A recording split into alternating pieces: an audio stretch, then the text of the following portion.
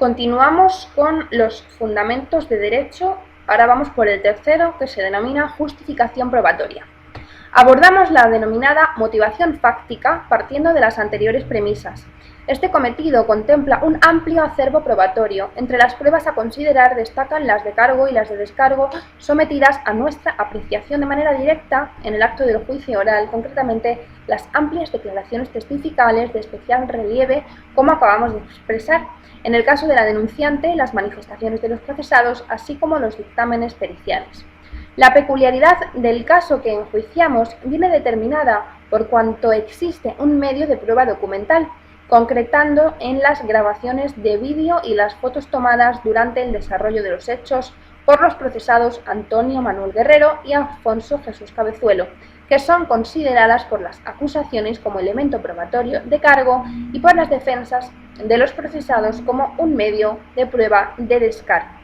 Por ello, se desvía de lo que es habitual en los delitos contra la libertad e indemnidad sexuales, conductas delictivas respecto a las que, debido al componente personalista que presentan y los espacios de intimidad en que se suelen perpetrar, no es fácil que exista la posibilidad de contar con otras pruebas, especialmente, pero no solo personales, distintas para acreditar el núcleo del hecho delictivo. A. Valoración general. Son hechos incontrovertidos. 1. El encuentro de la denunciante con los procesados sobre las 2:50 horas del día 7 de junio del 2016 en la plaza del Castillo de Pamplona. 2. El posterior desplazamiento de las 6 personas al inmueble número 5 de la calle Paulino Caballero de Pamplona. Y 3. El mantenimiento de relaciones sexuales de las 5 personas con la denunciante en el habitáculo que se describe en el epígrafe B del antecedente de hechos probados. La discrepancia se concreta en la voluntariedad o no del mantenimiento de dichas relaciones sexuales por parte de la denunciante y así frente a la versión de las acusaciones que sostienen que fue obligada a realizar actos de naturaleza sexual con los procesados, violentando su voluntad, valiéndose de violencia o intimidación para conseguir su satisfacción sexual, algunos de ellos grabados y fotografiados, cumpliendo el designio que se había trazado desde el momento en que se encontraron con la denunciante. Las defensas de los procesados afirman que las relaciones sexuales se tuvieron con el consentimiento pleno de la denunciante, quien ya en la plaza del Castillo, durante la primera conversación que mantuvo con aquellos, convino en mantener relaciones sexuales en grupo, así se lo comunicó y se pusieron en marcha rápidamente para encontrar un lugar discreto donde hacerlo. La denunciante ha sostenido con firmeza la versión acerca del modo en que se desarrollaron los hechos, si bien la matizó en su declaración en el plenario en determinados aspectos respecto a la prestada en sede policía municipal a partir de las 7 horas del día 7 de julio y a presencia judicial en la tarde del día 8 de julio del 2016, siempre refiriéndose a 4 personas con relación al modo en que le introdujeron en el portal, le condujeron al recinto donde se desarrollaron los hechos y cómo le obligaron, una vez en el interior del habitáculo, a realizar diversos actos de naturaleza sexual con cada uno de ellos, valiéndose de su superioridad física y numérica y de la imposibilidad de la denunciante de ejercer resistencia ante el temor a sufrir un daño mayor y la imposibilidad de huir del lugar. Como desarrollaremos más ampliamente, estas matizaciones no comprometen la estructura racional de nuestro proceso valorativo ni perjudica nuestra apreciación de que la declaración de la denunciante satisface los parámetros de credibilidad subjetiva, objetiva y persistencia, teniendo en cuenta respecto de este último, como declara la sentencia del Tribunal Supremo 787 del 2017 del 30 de noviembre, con cita de la sentencia del Tribunal Supremo 343-2003 del 30 de abril, ello supone ausencia de modificaciones esenciales en las sucesivas declaraciones prestadas por la víctima, sin contradecirse ni desdecirse. Se trata de una persistencia material en la incriminación, valorable no en un aspecto meramente formal de repetición de un disco o lección aprendida, sino en la constancia sustancial de las diversas declaraciones, manteniendo el relato de la necesaria conexión lógica entre sus diversas partes. En el mismo sentido, citamos la sentencia del Tribunal Supremo 62 del 2018, de 5 de febrero que declara, abre comillas, no basta con aducir algunos puntos o argumentos que podrían militar en favor de otra valoración probatoria para descalificar la realizada por la audiencia, ni detectar variaciones en detalle y aspectos puramente accesorios en las sucesivas declaraciones, ni oponer a la declaración de la víctima la propia declaración exculpatoria. La presunción de inocencia no lleva a dar prevalencia necesariamente y por exigencias de tal derecho a las manifestaciones exculpatorias propias frente a las de la víctima. Sería inadmisible una regla de esa factura. Se cierran comillas. Estas puntualizaciones no nos impide apreciar la persistencia material en la incriminación, en el sentido antes señalado. Coinciden en el aspecto esencial relativo a que las relaciones de contenido sexual se mantuvieron en un contexto subjetivo y objetivo de superioridad configurado voluntariamente por los procesados, del que se prevalieron de modo que las prácticas sexuales se realizaron sin que la aquiescencia de la denunciante en el ejercicio de su libre voluntad autodeterminada, quien se vio así sometida a la actuación de aquellos. Véanse las sentencias del Tribunal Supremo 761 de 2015 de 23 de noviembre. En dicho núcleo coinciden la declaración de la denunciante en sede policial y judicial, así como cuando relató a las primeras personas con quienes entró en contacto inmediatamente después de producirse los hechos. A estos efectos consideramos de manera más destacada. 1. Las declaraciones testificales en el acto del juicio oral de doña B y don M, primeras personas que le atendieron, quienes caminaban por la avenida Roncesvalles procedentes de la Cuesta de la Brit y en dirección a la estación de autobuses. Se acercaron a ver qué le ocurría sentándose los dos junto a la denunciante en el banco, relatando que al principio la denunciante no podía hablar, lloraba amargamente con angustia y con dificultades les dijo que había perdido el móvil o que no lo tenía. Manifestaron que estaba en estado de shock y no apreciaron síntomas de estar bebida. Le preguntaron a ver lo que le había pasado y ella seguía llorando sin expresar frases coherentes. Decía frases cortas o palabras sueltas y seguía llorando, haciendo alusión al móvil.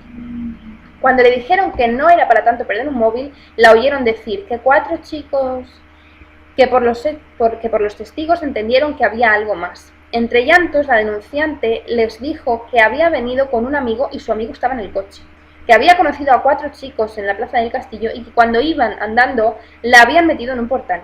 Los testigos le preguntaron si todos habían abusado de ella y les dijo que sí. Le inquirieron si podían llamar a la policía diciéndole a aquella que sí.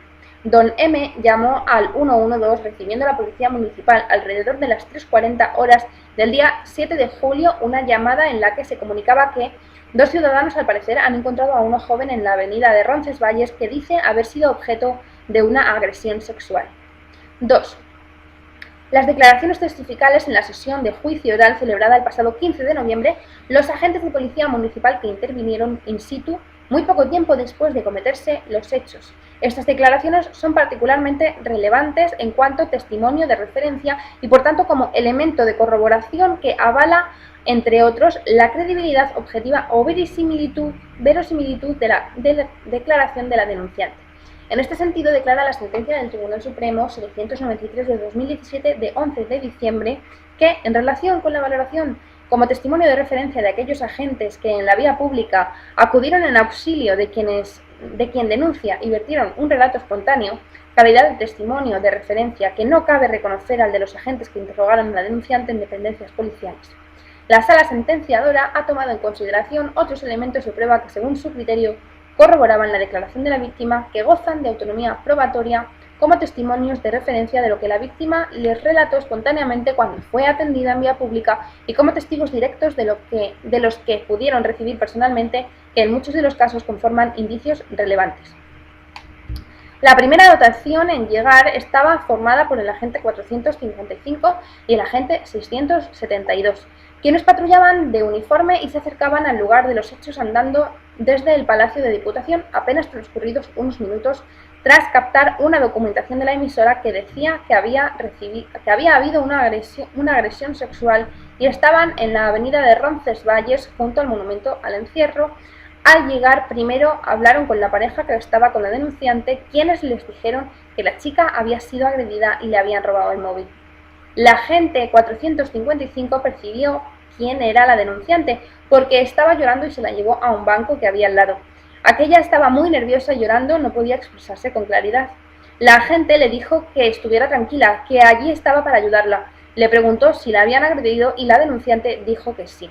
Posteriormente le preguntó si habían abusado de ello y de nuevo contestó afirmativamente. En un momento ulterior le preguntó si había habido penetración y también dijo que sí, precisando que habían sido 4 chicos. La agente le preguntó dónde había sido y la denunciante respondió señalando un portal a la vuelta, llevándoles con posterioridad hasta el portal de la calle Paulino Caballero número 5. La agente 455 observó cómo la denunciante lloraba mucho durante el relato de los hechos y la descripción de las 4 personas, principalmente a sus preguntas, mientras que su compañera, la agente 553, tomaba anotaciones. Por su parte, el agente 672, quien percibió cómo la denunciante estaba llorando, nerviosa y temblorosa, le costaba hablar de forma continuada y se expresaba entre sollozos, se quedó hablando con don M y doña B, tomándoles la filiación. Cuando se hallaban en la avenida Roncesvalles, unos 8 agentes de policía municipal acudió una dotación de paisano integrada por la agente 553 y subinspector 29, pertenecientes a un grupo de investigación que patrullaban de paisano y acudieron andando desde el casco viejo tras captar el aviso de la emisora.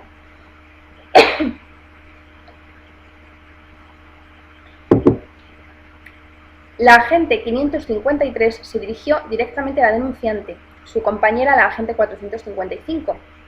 Le informó de los detalles que había obtenido de aquella, se identificó como policía municipal, percibió que estaba muy afectada, nerviosa y llorando todo el rato, e intentó tranquilizarla. Esta le confirmó haber sido agredida por 4 chicos y la existencia de penetración. Les indicó el lugar que había ocurrido los hechos y se desplazaron allí. El subinspector 29 percibió cuando llegó que la denunciante estaba nerviosa y llorando. No habló con ella, sino que lo hicieron sus compañeras cuando se dirigieron al portal. Aquella no quiso entrar.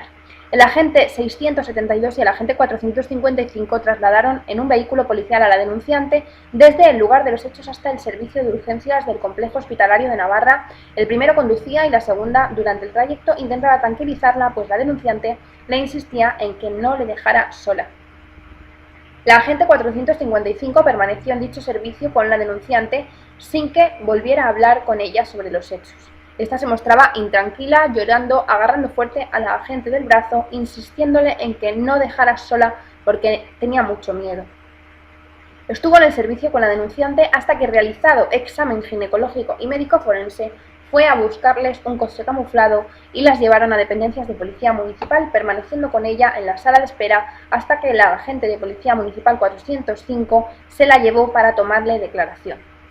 De todo este conjunto de medios de prueba podemos inferir razonablemente que desde el primer momento la denunciante refirió a las personas que le atendieron y los agentes que intervinieron que había sufrido una actuación atentatoria a su libertad sexual a la que ella no había prestado aquiescencia por parte de 4 varones. Resaltamos que a lo largo de todas sus declaraciones en sede judicial, policial y en el acto del juicio oral, con natural precisión de que a esas alturas del proceso sabía que eran 5 los procesados, mantuvo que dicha actuación atentatoria se había llevado a efecto por 4 personas, lo que refuerza la consideración de la intensidad del impacto emocional producido por la actuación de los procesados.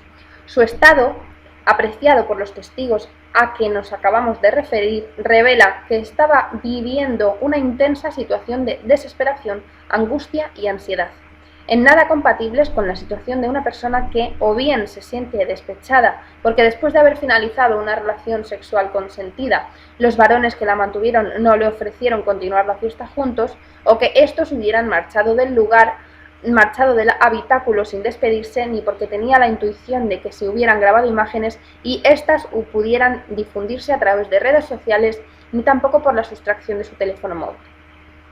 Igualmente, la realidad del estado en que se encontraba se infiere de la manifestación que realizó ante los médicos que le atendieron en el servicio de urgencias a partir de las 5 horas a 5:20 horas de la madrugada, ante quienes expresó que no recordaba con exactitud lo sucedido. Véase el informe clínico de urgencias sobrante a los folios 24 y 25 de las actuaciones emitido por el Servicio de Urgencia Hospitalaria y el Servicio de Obstetricia y Ginecología del Complejo Hospitalario de Navarra. En cuanto a las matizaciones en los extremos antes referidos en su declaración en el plenario, con relación a la prestada en sede de la Policía Municipal a partir de las 7 horas 9 minutos del día 7 de julio, en la que manifestó respecto de estos puntos, se abre comillas, que preguntada si ha intentado zafarse de ambos, manifiesta que sí, pero no ha podido. Además no podía gritar puesto que el chico del reloj le tapaba la boca continuamente, que cuando han entrado le han rodeado los cuatro y la han tirado al suelo, siendo que le han soltado el sujetador mientras le sujetaban la boca para que les hiciera una felación, a la vez que le soltaban los botones del pantalón. Se cierran comillas. Y la ofrecida ante el juez instructor en la tarde del día 8 de julio, en la que declaró, siempre con referencia a 4 personas, se abren comillas, que en ese momento los otros 2 la sujetaron y la introdujeron en el portal, que la declarante iba hablando normal y le dijeron que se callara y no gritara, que la rodearon entre todos y uno de ellos la cogió de la cara y le obligó en ese momento a hacerle una felación. Se cierran comillas. Tomamos especialmente en consideración las circunstancias personales de abatimiento, confusión, tensión y agobio en que fueron prestadas. Especialmente la primera, muy poco después de haber sido asistida en el Complejo Hospitalario de Navarra, así lo inferimos. De la intervención como peritos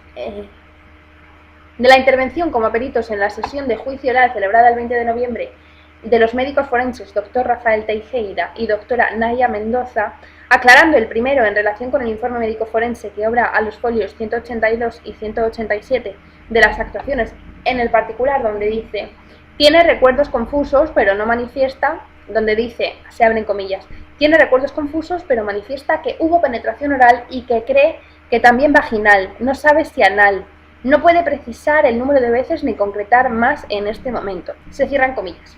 Que con arreglo a los criterios científicos y datos empíricos ocurre con cierta frecuencia que, se abren comillas, los recuerdos en una situación de estrés de estas características tienen que ver en estas fases iniciales más con la memoria instintiva que con la memoria racional y entra dentro de lo habitual que la víctima relate hechos aislados, pero no tenga, digamos, relato continuado en estos primeros momentos lo que realmente ocurrió y puede haber fases, digamos, de ciertas lagunas.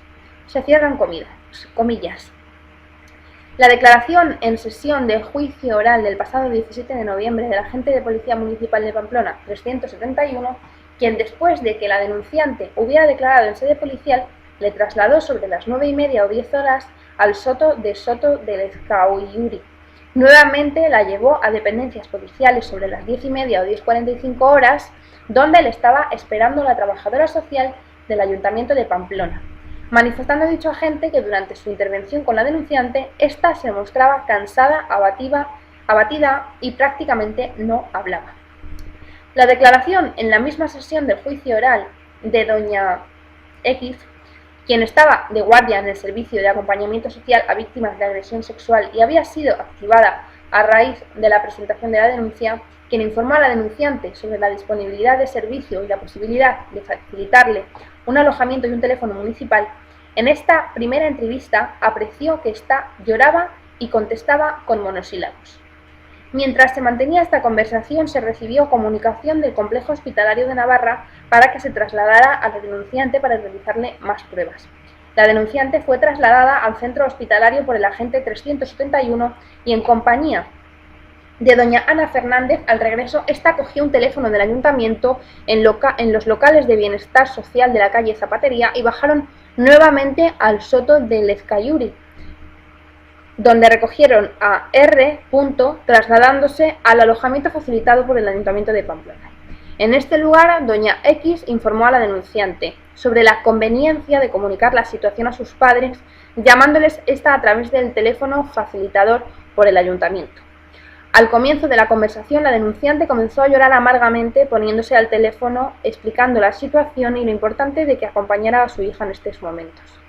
La declaración en igual sesión del juicio oral de doña X, trabajadora social del Ayuntamiento de Pamplona, quien se desplazó sobre las 13 horas del día 8 de julio acompañada de policía municipal al alojamiento facilitado por el Ayuntamiento. En este lugar estaban ya sus padres. Manifestó que cuando el policía municipal le comunicó que tenía que ir a declarar ante el juzgado de guardia por la tarde, comenzó a temblar y a llorar con amargura, acompañando a la denunciante y a sus padres a partir de las 17 horas durante su estancia en el juzgado de guardia.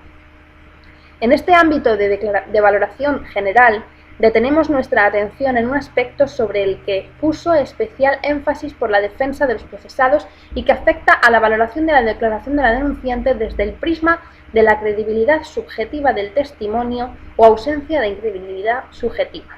En concreto, la tacha se plantea sobre el motivo que le impulsó para denunciar los hechos, concretando en la consistencia de que habían sido grabados por los procesados y tratar así de ofrecer una justificación a su actuación que, como decimos, en opinión de aquellos, fue en todo momento libremente consentida. A estos efectos se pone de relieve las pruebas que ofreció en su declaración testifical prestada el jueves 22 de noviembre la agente 405 de la Policía Municipal, quien intervino como instructora en la toma de la declaración de la denunciante en dicha sede. A preguntas del letrado, señor Jesús Pérez Pérez, quien al final de la declaración, concretamente en el minuto 12:38:40, le cuestionó sobre si, se abren comillas, en algún momento le dijo sobre algunas posibles fotografías o fotos que lo hubieran hecho de forma espontánea, cierra comillas, respondió, abre comillas. Ella me dijo que le grabaron con el teléfono, cierra comillas. Y a nueva pregunta sobre si, abre comillas, ella dijo que le grabaron con el teléfono, cierra comillas, respondió, se abren comillas, sí, algo sí, se cierran comillas. De esta referencia, teniendo en cuenta cuanto hemos argumentado, no derivamos la existencia de un móvil espurio o interés de cualquier otra índole que limite la aptitud de la declaración de la denunciante para generar certidumbre. Apreciada en su conjunto, la declaración de la expresada agente, que no es admisible como testimonio de referencia, al contrario del que hemos apreciado anteriormente respecto del que prestaron los agentes que intervinieron in situ, inmediatamente después de producirse los hechos y ante los que la denunciante vertió un relato espontáneo, se presenta como desganada y por tanto escasamente ilustrativa. En su mayor parte se remitió a cuanto constaba en el acta levantada al efecto, sobre la cual y las circunstancias de su valoración había prestado declaración el instructor del atestado y que figuraba como secretario en dicha diligencia. El subinspector 285 en la sesión del acto del juicio oral celebrada el 16 de noviembre, donde manifestó que consideró oportuno que la declaración se prestara ante una agente femenina monitorizando su contenido desde otra sala. Ofreció algunos detalles sobre el modo en que se concretó la trayectoria de la denunciante y procesados habían seguido para llegar desde la Plaza del Castillo hacia la calle Paulino Caballero, rectificando mediante diligencia la referencia inicial que contiene el acta a la calle Tafalla. En su declaración durante el acto de juicio oral, la agente manifestó no recordar muchas de las manifestaciones de la denunciante y, sin embargo, hizo referencia a un hecho de especial relevancia que no está recogido en el acta.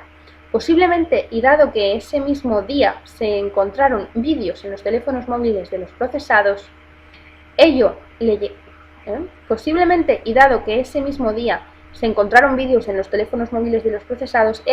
llevó al error. Es de señalar que resulta difícilmente creíble que si a una agente de policía se le realiza esa manifestación de la denunciante en relación con un hecho con relevancia a los efectos de investigación de estas características, no lo haga constar en el acta, habida cuenta además de que en ese momento no se había identificado a los procesados y la denunciante desconocía sus nombres y había realizado una descripción aproximativa de sus características físicas, incluidos algún tatuaje y de ciertos accesorios que portaban, siempre, como hemos dicho, con referencia a 4 personas. Esta apreciación de un posible error por parte del agente se asienta además en que en ninguna otra de las manifestaciones hechas por la denunciante a terceras personas, inmediatamente después de los hechos, como hemos visto, se refirió a la existencia de posibles grabaciones. No lo puso de manifiesto cuando se leyó la declaración antes de firmarla con presencia del instructor del atestado, ni tampoco dijo nada a la agente 455, quien le acompañó desde los primeros momentos de la madrugada hasta la prestación de la declaración en dependencias policiales, ni tampoco en su declaración a presencia judicial. La denunciante, en su declaración en el plenario, afirmó con contundencia y sin ninguna contradicción que no vio ningún móvil ni nada grabando y tampoco le manifestaron que lo estuvieran haciendo. En cuanto a las fotos, las fotos 1 y 2 tomadas a las 3:26:03 por Antonio Manuel Guerrero, manifestó, se abren comillas: lo único que le puedo decir es que estaba en estado de shock, entonces me sometí, y cualquier cosa que me dijeran iba a hacerla porque es que estaba en estado de shock. Yo no, ni pensé, ni pude decidir en ese momento. Se cierran comillas. Todo ello pone de manifiesto la falta de significación para desacreditar la credibilidad subjetiva de la declaración de la denunciante, la referencia que verificó la agente 405 en su declaración testifical en el plenario. Pasamos a la valoración en detalle de las fuentes de prueba de cargo y de descargo, de manera destacada las practicadas durante las diversas sesiones de juicio oral, con arreglo a las cuales construimos el armazón probatorio que soporta el relato de hechos que declaramos probado.